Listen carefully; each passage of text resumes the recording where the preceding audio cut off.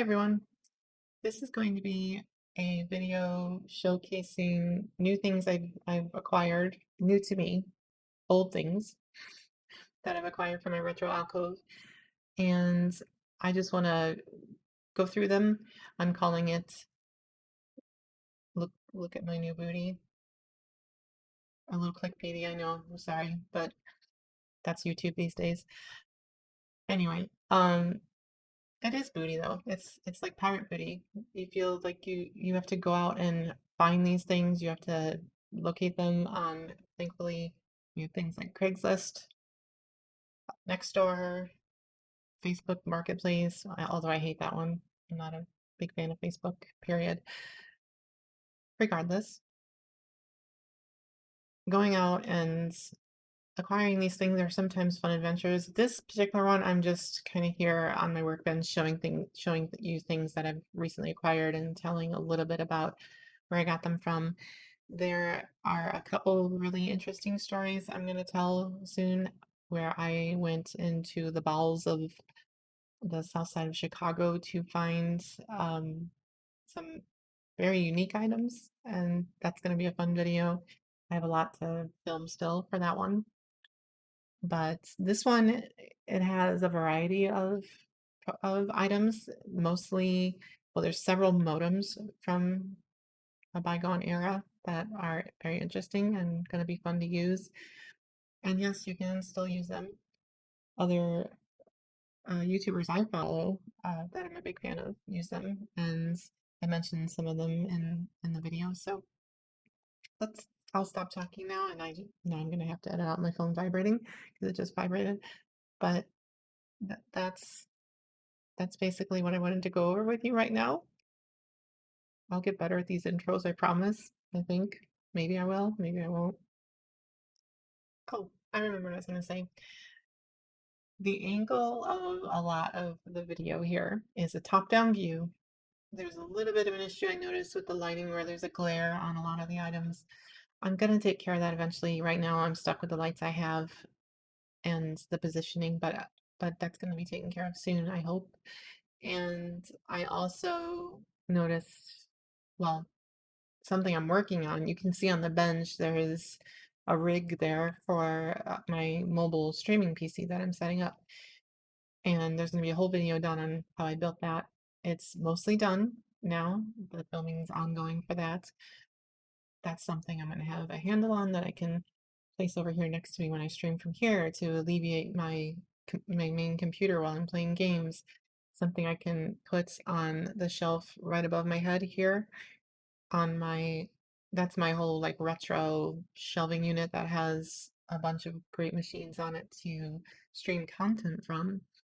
And I'm gonna have the streaming PC there with a camera as well, so I won't have to. The reason I haven't done a ton of retro streams just yet is because I would have to completely take my camera setup down, my lighting setup down, and move it all every time I wanted to do that. But now I'm gonna have two complete setups, so I'm really excited about it. It means a lot of new content, both for my Twitch and for YouTube.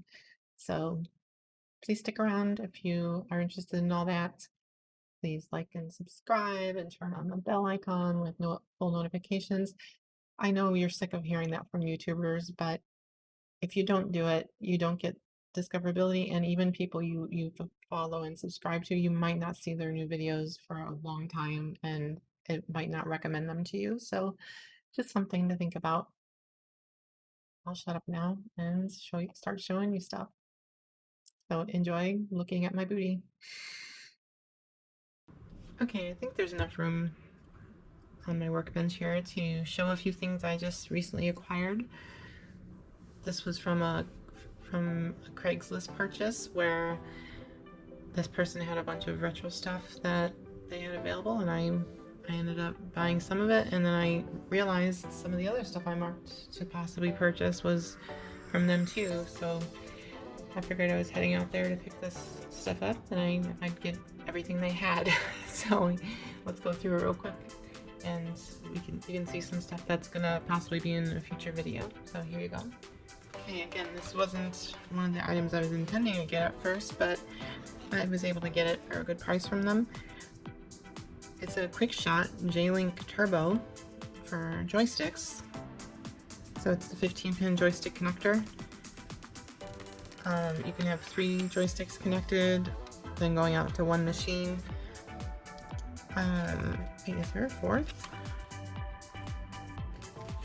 Oh, 4. There's 4. I thought that was the out, but the out is the cable, it looks like. Maybe. Yeah. Right there. Interesting. Okay. Oh, and their number right here. 1, 2, 3, 4. Silly me. I don't know if you can see that because of the plastic being shiny. But yeah, it says connect up to 4 joysticks, flight sticks, joypads, yokes, steering wheels, etc. to one computer. Allows for quick access to all your joysticks, 4 unlimited step turbo control selectors, independent turbo on-off function, 5-position joystick selector, includes a 2-button player mode, active joystick LED indicator, ooh, active indicator, full function joystick port 1 connector, 4-foot cable, works with IBM and compatible PCs. Model number, if anyone ever tries to search for this, is QS5845. Looks like it has suction cups to stay in place on your desk too. And copyright date 1997. Very cool. By QuickShot, of course. And it looks like they were from Milpitas, California. Very cool. So I'm going to set that aside and we'll go through the other items.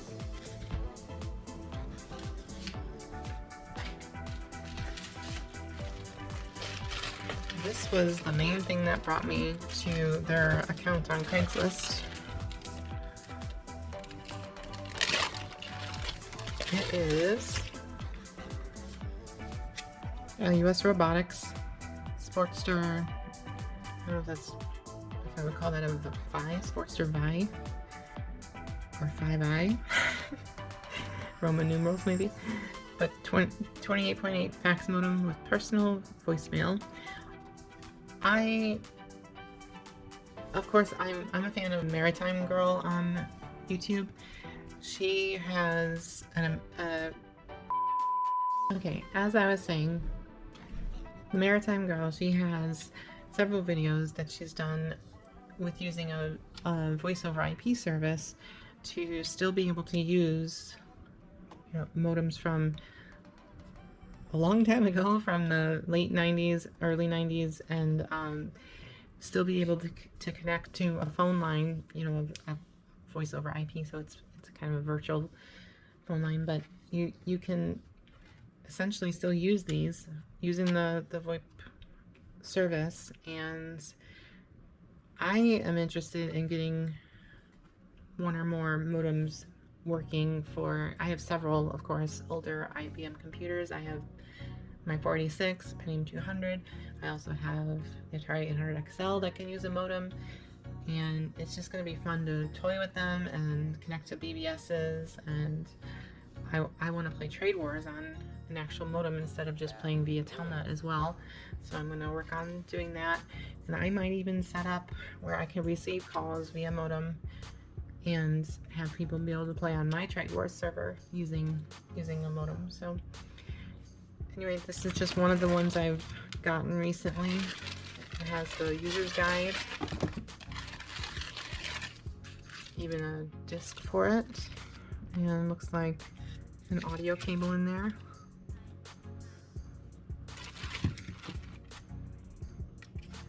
Interesting. I wonder what's behind here.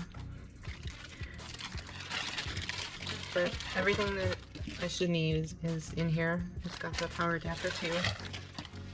And the user guide. Let's see, is there a date on this?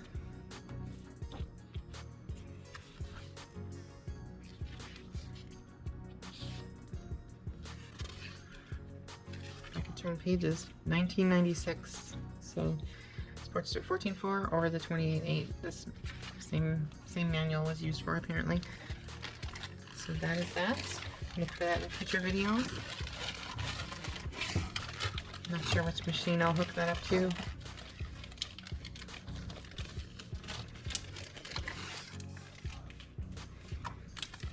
Okay, and here's another good reason that I went all the way out there. Having decent power supplies for retro machines that are still somewhat period accurate and are not, you know, overpowered or something that's, I can always go buy one for 30 bucks at Micro Center and just get a lower wattage modern one, but I like having them be somewhat closer to the period they should be. So this is a 350 watt Sure Power from Mad Dog Multimedia Techie Toys. That is quite the name. 5-year warranty that I'm sure is now expired. Let's see. 22 decibel fan. There is a fan control on this, which is very cool. I like that. Special VGA connector. What's special about that, I wonder? Just an extra Molex, I bet. Comes with premium ATA 133 cables. Nice. Oh, it's a color fan too. Awesome. Megastore 6-in-1 dual layer 8x DVD RW. Oh. Here I am thinking this fan. There's the color one. It says other great products.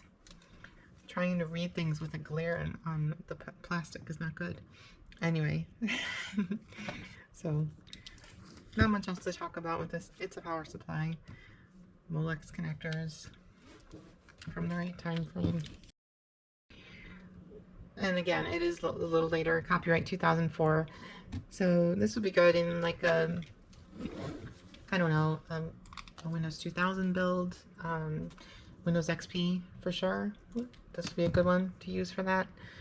So, I don't know, I'm excited to have it. Supports Intel Pentium 4 and AMD K8 ATX solutions. But you can use it for other things too. You just have to double check the wattage and the make sure you're not gonna screw something up. So I always double check that stuff before plugging in a random power supply. Now I can't get enough of these. This is just a power control station for 5 devices. You got your computer, monitor, printer, aux 1, aux 2. These are pretty standard. Phone line in, phone line out. This one though, I'm pretty certain has green LEDs here and a red LED, which is going to be really cool looking. I mean, for all I know it's a white LED back there, but then of course the switch makes it look colored. So, it's going to be fun to have this. I'm trying to decide where I'm going to put it. I kind of want it on my workbench to help control all the stuff I have in here, because you can see when I have 2 monitors over here, I have any number of computers on here that need to be plugged in, and being able to control them here and not worry about forgetting to unplug or them or whatever is helpful, because right now there's just a power strip way down on the floor and I don't like having too many things plugged in there that I have to reach down and deal with. But so I have this one, and again, this was from the Craigslist purchase. I have a couple others I'm going to show just really quick, just to show some different ones that I acquired them elsewhere.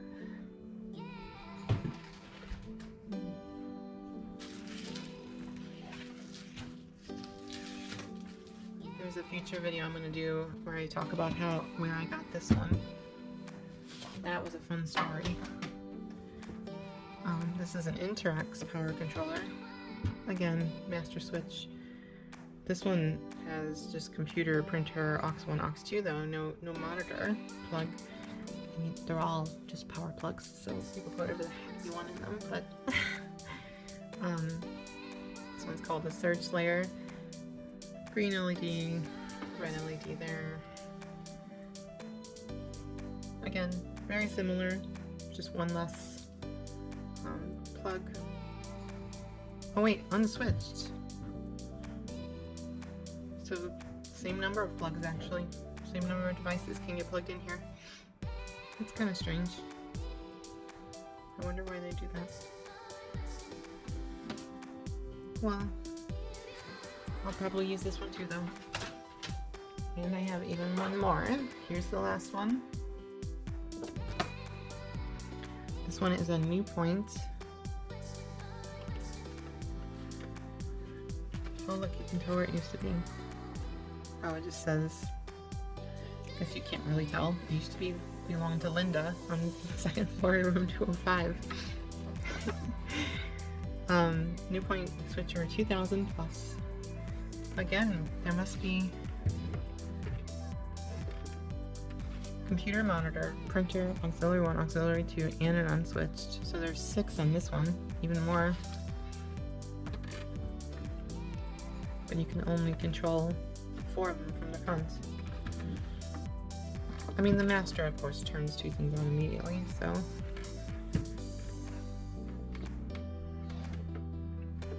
But this one needs to be cleaned quite a bit. The other 2 don't even need to bother cleaning much, but I'll definitely need to wipe this down and try and get some of that off if I can.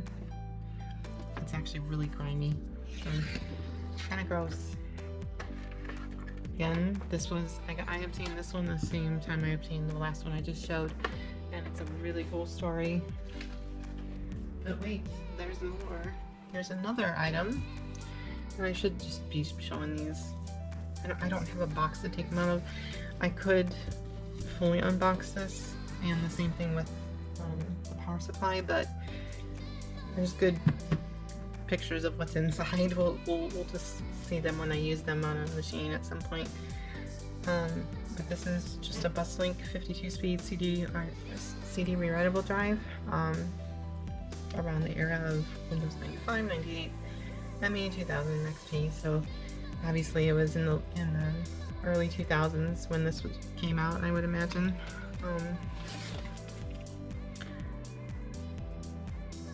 Yeah, so system requirements. See, it says Pentium 3, 350 or above. I mean, I doubt that's true. I bought a 3-pack of rechargeable batteries for the GoPro.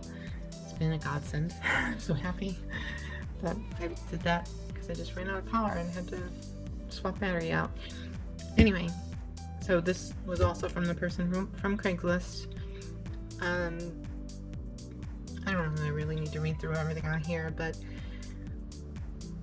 let's see, is there anything interesting that brings about memories? Of course, it's an ID interface, buffer underrun protection, support overburn and raw mode copy, motor driven tray, 3 tray eject methods. Ooh, stop eject button, software on pinhole eject. Fancy. I think that's on every CD-ROM I've seen other than the very early ones. Vibration absorber system.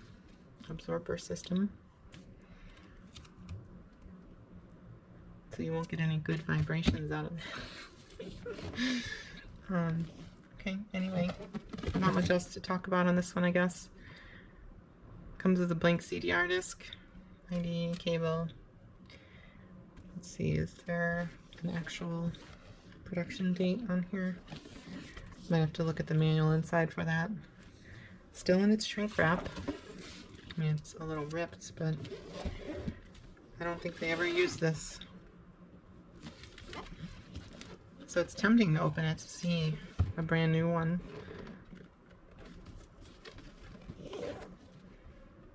I might save that for when I do either a live stream or when I'm actually gonna put it in a system. I mean, might as well keep it pristine for now, right? That's what I think. Let me see if I think I have one more new thing from these people.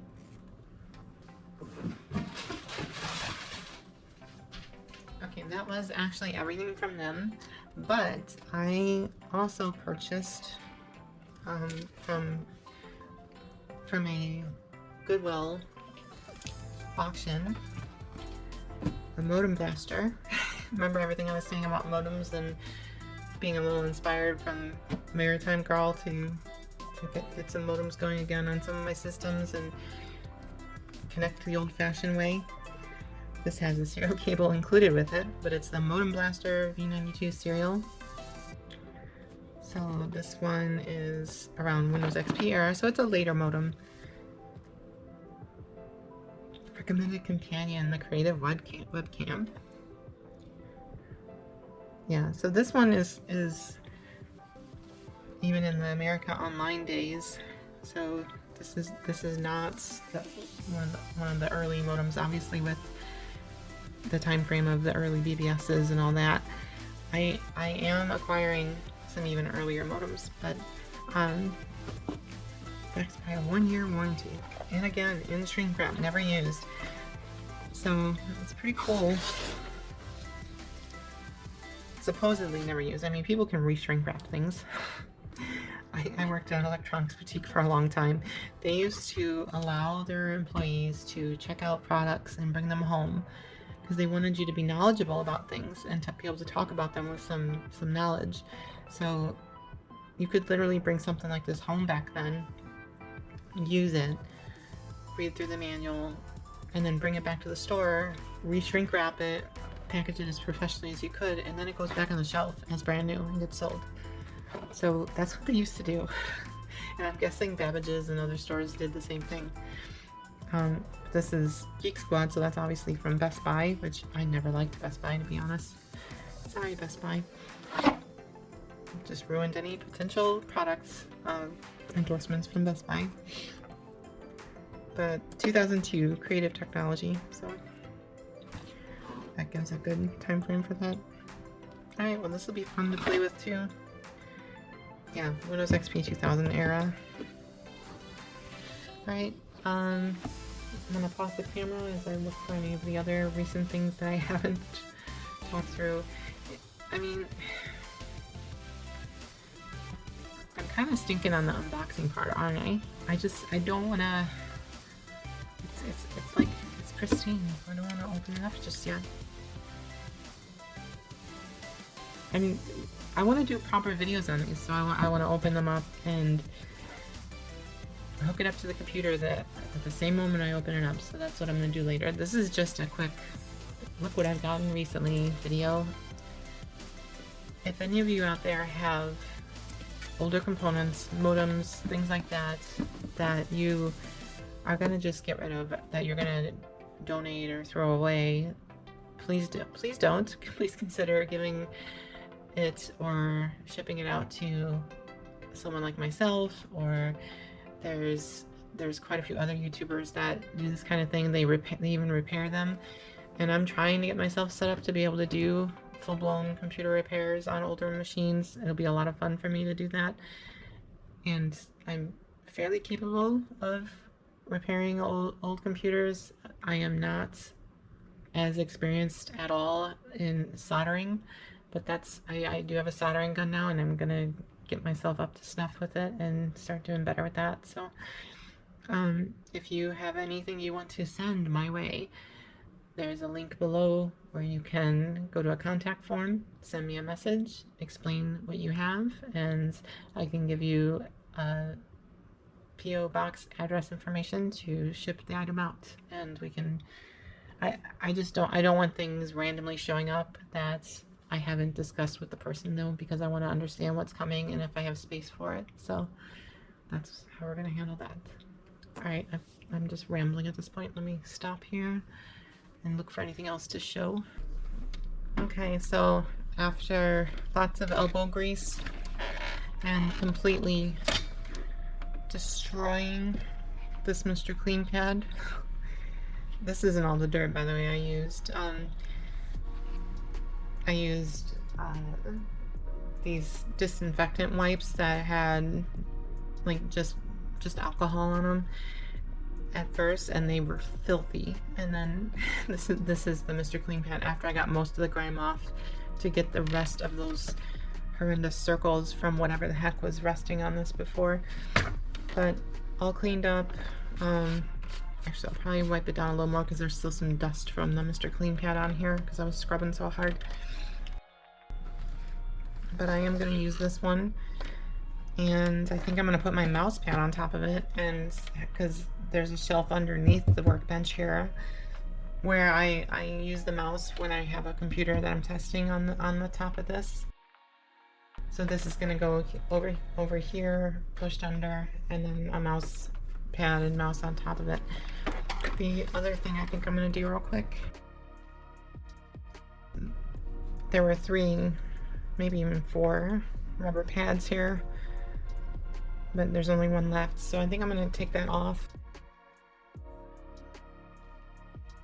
So I'm going to take these off, and then I have this stuff, which is just kind of a sticky non-skid thing. Thing is, these are what actually impacts the table.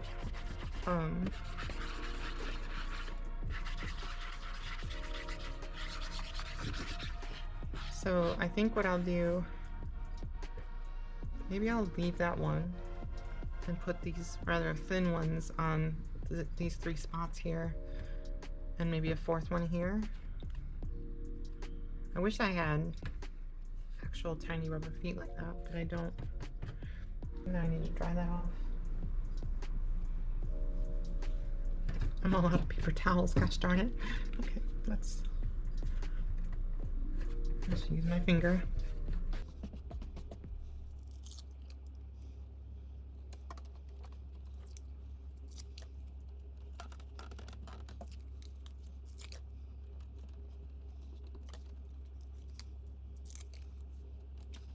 And between all of those working together, it should stay in place.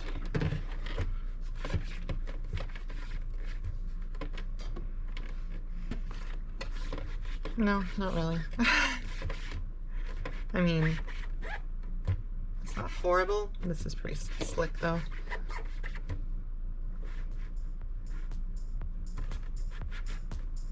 Yeah, I'd almost rather have actual rubber. But, I mean, this is worn down anyway. It's not gripping at all. I don't know. I'm just gonna leave it though. It's fine. It's laying flat, so that's good enough for me. Hello again. So one other quite awesome recent acquisition. Again, this one was from, oh gosh, I think this was from Nextdoor. Either Nextdoor or Craigslist. I honestly don't remember at this point. I think it was Nextdoor because this was much more local for me. So, but look at this, everyone. I used to have one of these. My dad either tossed it or can't find it in the basement, so I was able to acquire another one. This is a Hayes Accura 56K modem. Let's get it out of here. This wasn't my box thing.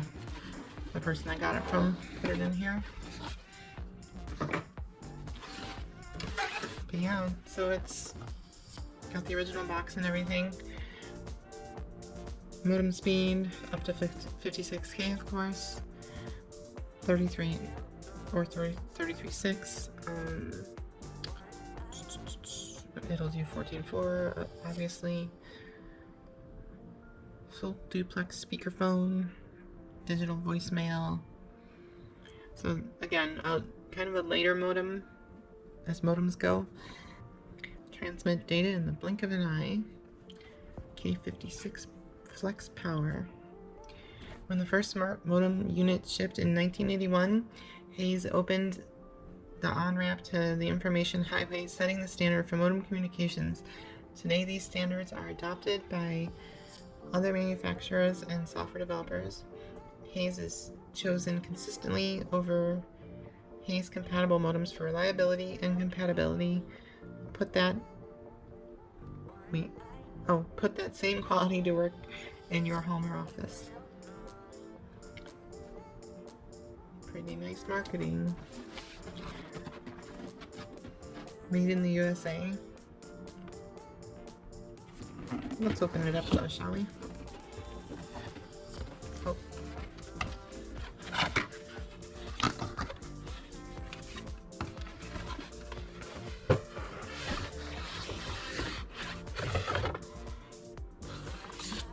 it down? No.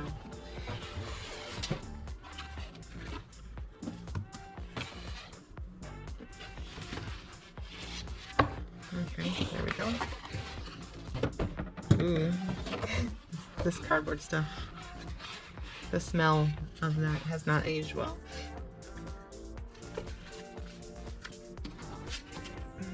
Alright, so Hayes modem installation guide.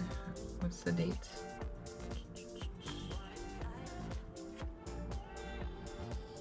$1997. Look at that, pristine. 10 cool things to do with your 50-hour free trial of America Online.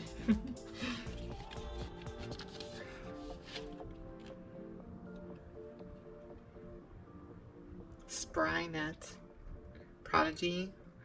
See the different logos on there? AT&T, CompuServe, Prodigy Internet, Sprynet. Oh, what was this one with the face or the head and the? Oh, I can't think of the name of that one. America Online, though. Very cool. Drivers and utilities. Here's the modem itself. Yep, this is the one we had. I don't think it said Accura 56K plus fax on here, though, on the one we had. I think it was just, yeah, it was just the display with the with each LED marked. Industry Canada. So wait, was it made in the USA or not? Maybe this was originally sold in Canada, this particular one? I don't know. Complies with FCC rules. They never took this off. How cool is that? I wonder if they ever even used this one. It looks beautiful. Oh, look at the old switch. Very cool. I'm so happy about this.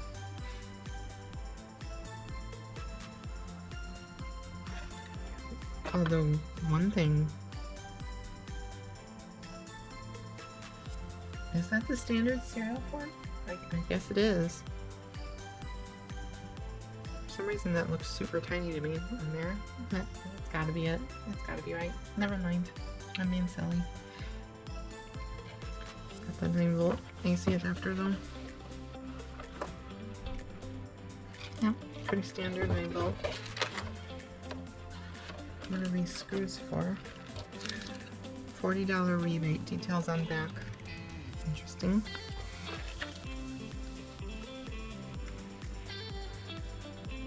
Oh.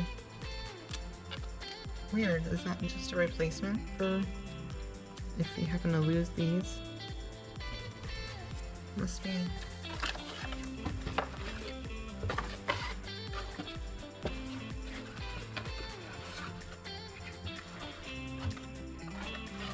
Alright then. That's pretty much everything. I'm not going to hook it up just yet. This is, again, just a quick unboxing of recent things I've gotten. But I do want to play with this soon. I've got my voice over IP service going now. So we will be able to play with this very soon. And I will do that in a video shortly. Oh, printed instructions. Read me first. February 23 of 99. This is, I think this is actually what I'm smelling, this paper.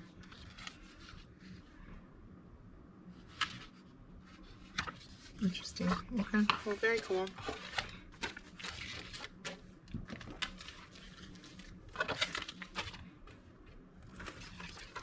Let's put that there.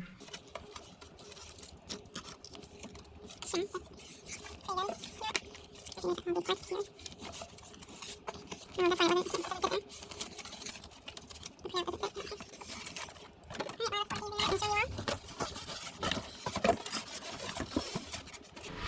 might use this both just as part of the unboxing little medley that I'm doing, but then also as an intro to when I actually do fire this up. But it should work fine, so stay tuned.